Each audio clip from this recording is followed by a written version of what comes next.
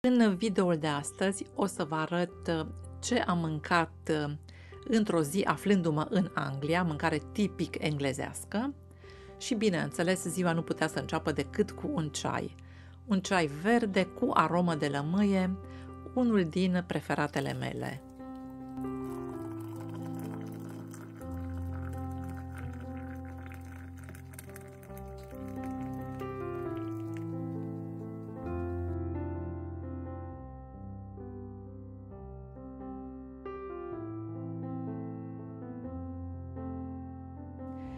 English breakfast este un mic dejun foarte consistent, dar din care nu poate să lipsească fasolea boabe în sos de roșii și, drept urmare, am cumpărat și eu o astfel de conservă de fasole. În supermarketuri oferta este incredibil de mare, se găsesc conserve de fasole de la foarte multe branduri și la diverse gramaje, mai mici sau mai mari, pentru toată familia sau în porții mici individuale, eventual cu diverse arome adăugate suplimentar.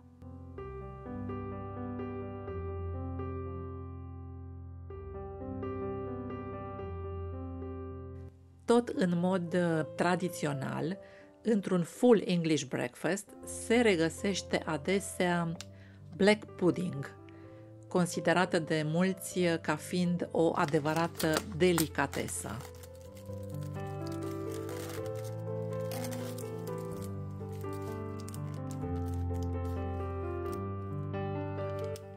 Black pudding este de fapt un cârnaț a cărui origine și-o dispută englezii și irlandezii, dar ceea ce vă pot spune eu cu certitudine este faptul că la gust este identic cu sângeretele românesc.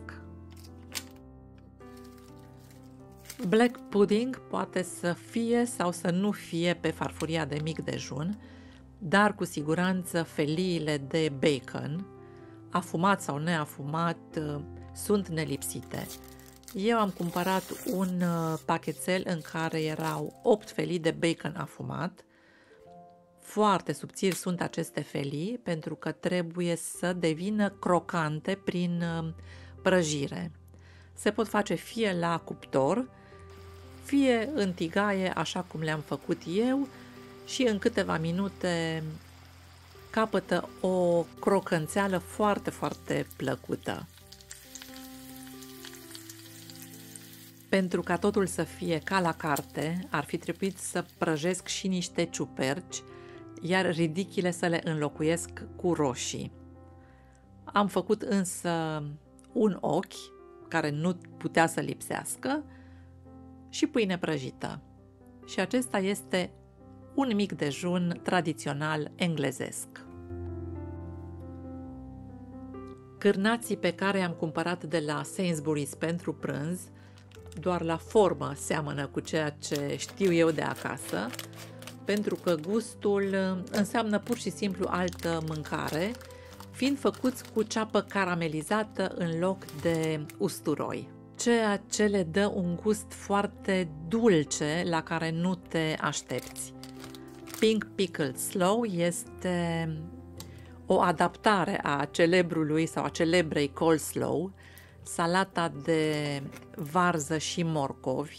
Aceasta este însă o murătură, o reinterpretare care conține însă aceleași ingrediente, varză albă, varză roșie și morcovi, desigur fără maioneză.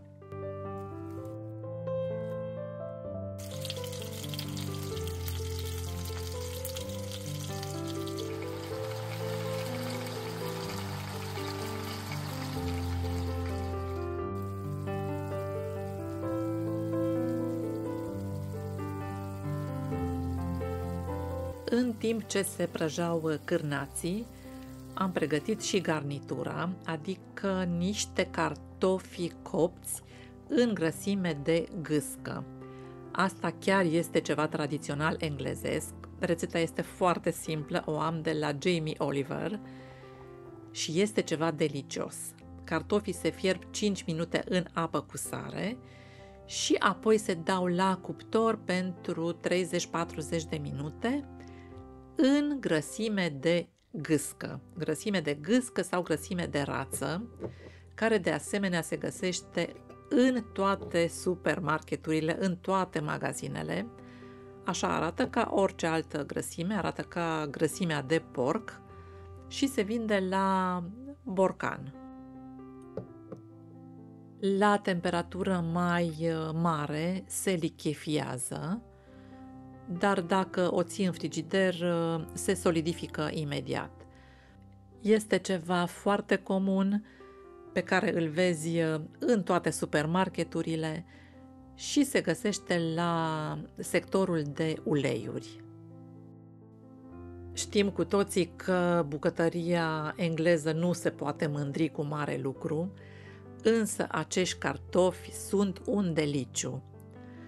Fac o crustă crocantă la exterior, iar în interior rămân pufoși și au un gust care mie îmi place foarte, foarte mult. Este o mâncare care în mod tradițional se face la Crăciun. Așa arată deci prânzul meu, cartofi, adică goose fat roast potatoes, cu cei 2 cârnăciori și cu salata de murături care a fost cu mult peste nivelul așteptărilor mele. Deși mai erau încă 2 luni până la Crăciun, rafturile magazinelor erau deja pline cu deserturi care în mod tradițional se servesc doar atunci, în perioada sărbătorilor de iarnă, cum ar fi mince pie, un desert pe care îl regăsesc sub foarte multe branduri și în toate supermarketurile. Cred că este nelipsit pe masa de Crăciun în orice familie tipic britanică.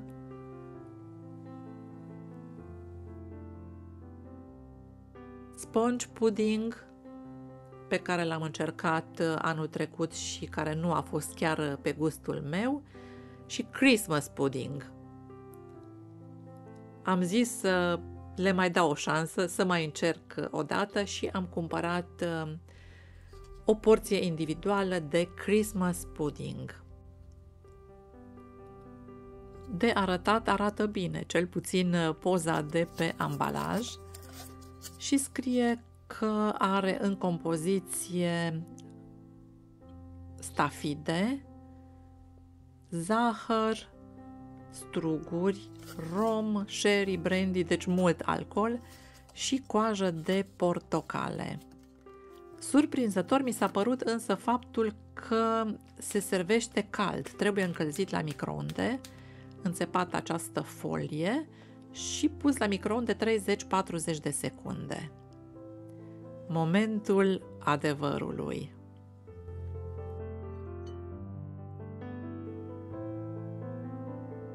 Prima impresie este lăsată de miros, care este demențial pentru că are în compoziție scorțișoară, cuișoare, nucșoară, are rom, are ghimbir,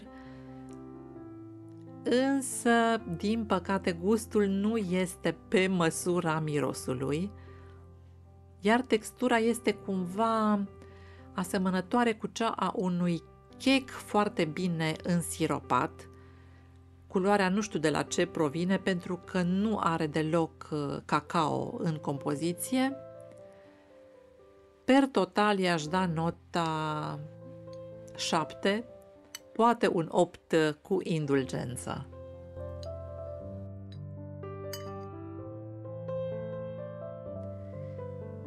Și pentru ca tabloul să fie complet, dintr-un meniu tradițional englezesc nu putea să lipsească cidrul, băutura tradițională făcută din mere, ale cărei origini se pierd în negura timpului. Sticla are 568 de mililitri, adică un pint, unitatea de măsură în sistem imperial.